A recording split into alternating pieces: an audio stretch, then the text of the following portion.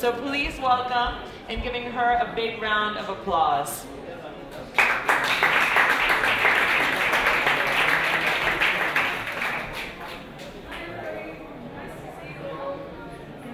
name is Billy Whitehouse, and I'm the CEO and founder of wearables. Wearables does sit at Wearable does sit at that intersection between design, fashion, and technology. But really, first and foremost, I actually think we're anthropologists. So we look and we study people, and we see what their behavior tells us about themselves, and then we design for those environments. What it really means is actually we design experiences. We try and ask our customers a question, and we leave them with a memory. So I'm kind of dressed like a superhero today because part of my story actually starts with Batman. Believe it or not, as a young girl, I didn't dress up as a princess like everyone else. I, in fact, dressed up as Batman. And it turns out that Batman is actually the gadget guy, and he's the only superhero who's actually human, but is empowered by all the clothes that he wears. So that actually, without me even knowing it, really was the foundation of why I started this company. And I really want to tell you a little bit more about the reason why putting electronics in clothing can be really empowering.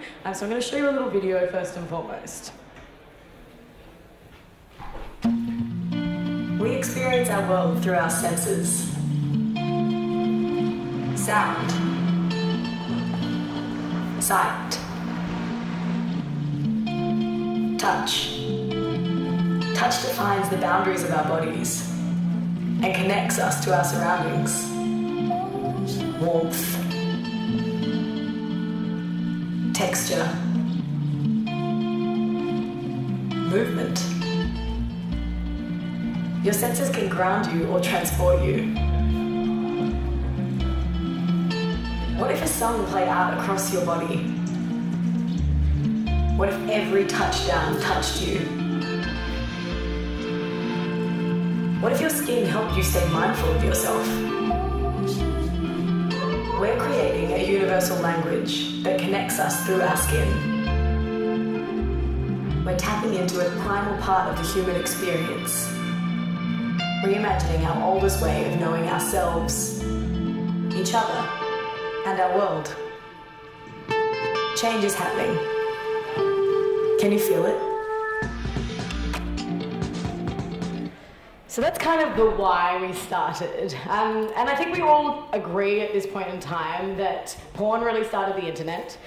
So I'm going to use that to actually compare what actually started wearable technology. And this, in fact, was one of the first pieces of wearable technology that A, didn't look like tech, B, didn't feel like tech, and C, was actually designed for a real human experience like intimacy. So this is fun to wear. Fun to wear is vibrating knickers for couples in long-distance relationships, and genuinely the funniest product I've ever worked on. Yes, I had to solder and sew into the wee hours of the morning with my co-founder and ask very inappropriate questions of my friends when we were doing our first beta as well as our alpha. This was one of the most hilarious projects I ever did. But what we learned was that it really isn't about just stimulation. It's about this form of communication on the body. So it's about moving vibrations around. And that is one of those key things that we don't even think about as a part of communicating, even with ourselves. So the way your voice travels through your body, the way sound affects you, the way you shake a hand, if someone's shaking, all those vibrations actually communicate a lot about you. So this is actually what the product looked like. And we built the app interface as well as the hardware and the software. And what we had to do is make hard electronics feel soft. And that is the biggest challenge, and honestly making them washable and making them rechargeable. All of these things that as a fashion designer, no one ever taught me to do. But the truth of the matter is none of this is rocket science, and everybody can figure it out. It just takes quite a lot of time, quite a lot of patience, and quite a lot of money. So we worked with Durex, the condom company, and we worked with Havas to build this first product. And we did 40 units, and we had a huge global campaign with 8 million hits on YouTube in 2 days and 55,000 requests for the product in 2 weeks. And that's what really was the catalyst for us starting this company. So off the back of us doing more trials and error, we pivoted the technology again to basically figure out what more communication with vibration on the body could really do. We started experimenting with things like heartbeat and chills down your spine and navigation and what that connection would do for people if they were over vast distances or if they were just by themselves. So the second product we worked on was very much related to sports, and we tapped into a data source where we could actually allow people to feel exactly what their favorite team was feeling while they were watching their favorite sport. So whether it was football or whether it was AFL, which is what our sport is in Australia. I'm not sure if anyone knows what that is. It's on a round field and we have 4 goalposts. It's very, very fast. So that was actually the first time we pivoted and we made an alert shirt. And it did translate everything from heartbeat to build up of adrenaline to that moment of impact when someone got hit. In the US, we're not allowed to do impact. So when we pivoted it, we actually built it out for Bud Light and Pepsi at Super Bowl 50, and that was in 2016. And what we've been able to do is constantly iterate. And that is part of the joy of having software that is connected to a hard device, is it means that you can do over-the-air updates, which actually makes it a little bit sustainable. So this is what the software looks like. And inside the app, you get to choose which team you would like to follow, and then you get the sensations that that team is going through. We did a trial in Manchester last summer where we tested this on 3,000 kids. Now, kids are the best destroyers of product and the best destroyers of ego. They will tell you exactly what they think. And when we put this product in the hands of these kids, it was honestly dumbfounding for me to see how they responded to the vibrations. They understood this language on the body better than I ever expected. So I would show them and I would demo it to them once, and this is what the feeling is when there's a touchdown or a red card, or depending on the sport we were testing it on. And every single time when I would walk away and test it again, they knew it spot on. It was like a game of memory. So we really have compared this to like writing music for the body, and we quite honestly use a score of music to change the intensities and the frequencies so that it does actually replicate music, whether it's bass, whether it's a tone. We're trying to create these sensations on the body that actually do feel very melodic. So the truth of it is that we're actually writing a new language. The same way we all speak different languages in this room, the same way music is a language, the same way the way you hold yourself is a language. We're now creating a new language on the body.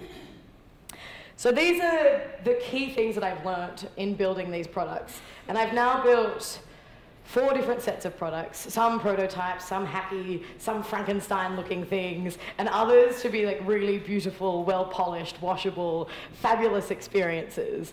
But what we have learned is that we have to design for movement. And that means that you have to be able to go fast, but think slowly as well. It means you have to be able to update things. It means you have to grow your team and shrink your team. It means you have to be able to look at where you're going to be manufacturing long term, but also think about the short term. It means that we've made pants in New York City, and now that I manufacture in Sri Lanka, I can do so many more. But what I really learned in doing that was that data is actually very much at the core of some of this thinking. And whether it's data that feeds the product, or whether it's data that you're researching, or whether it's data that comes off the body, as a fashion designer, nobody told me to design for data. And it truly is maybe the most important thing now going forward. It is the new economy, it is the new currency, and I believe that that is going to be a huge part of how we communicate long term. It is going to be a very, very powerful source. The key for us at Wearable X is actually designing for all 5 senses.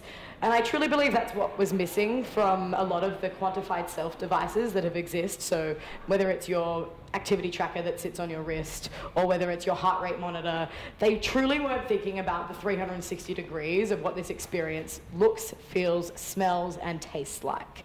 Quite honestly, I have smelt some of the tech products out there. They smell terrible. They use really terrible plastic that isn't actually suitable to have on your skin. So as a designer, you have to be thinking about all of these 5 things. So then, for us, the human experience comes first. Technology will constantly evolve, and it gets faster and cheaper and easier to integrate every 3 months. And so you have to have an imagination that allows you to think beyond the limitations of the technology right now, but think about what truly makes us human and design for that first, which means that you do have to be an anthropologist as well. So this is the product that we just released. It's a product called Nadi X, and it's a yoga line that has embedded sensors throughout the hips, the knees, and the ankles. And those 5 sensors actually give us a true understanding of how your lower body really works. If you have just one sensor, it truly isn't good enough. Honestly, as a fashion designer, I've now become a data expert. And anything that exists on your wrist, I now quantify as dirty data, because it actually doesn't give you a full understanding of who this person is.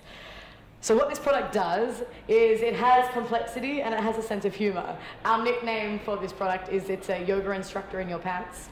And it truly is like taking a yoga instructor with you wherever you go.